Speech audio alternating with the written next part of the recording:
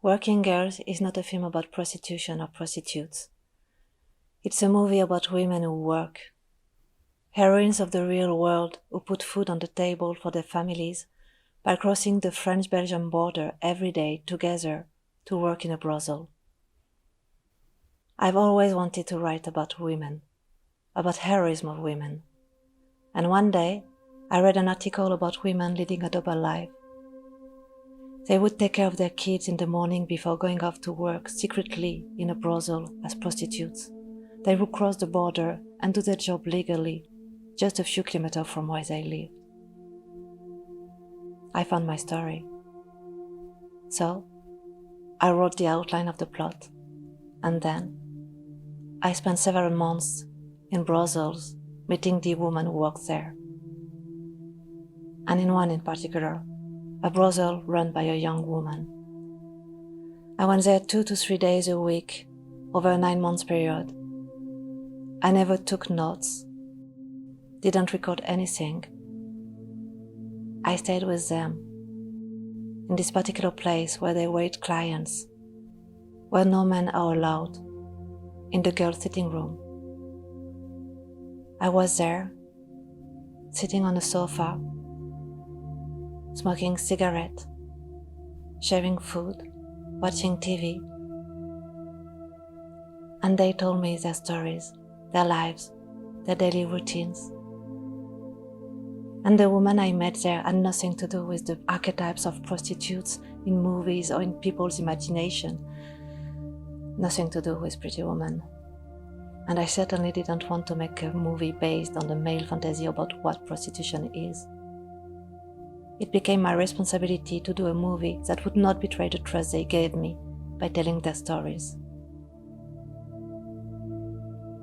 I realized I shared something with them.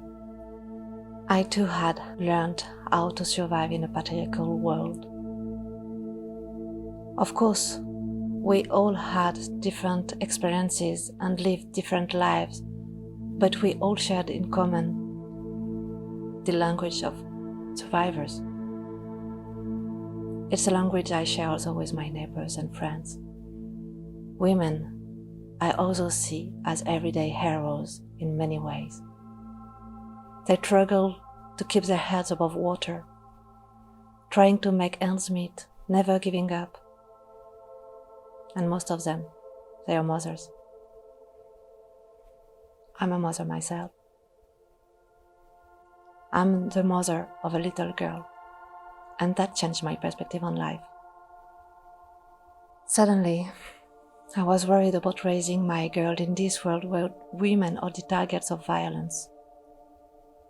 So, I wanted to make a movie where women were powerful, full of humor, fighting for their dignity and helping each other to stay alive, like these women I met. Working Girls is not a documentary, it's fiction. But violence against women, rape, male domination are not fiction. Just as friendship among women and resilience exist.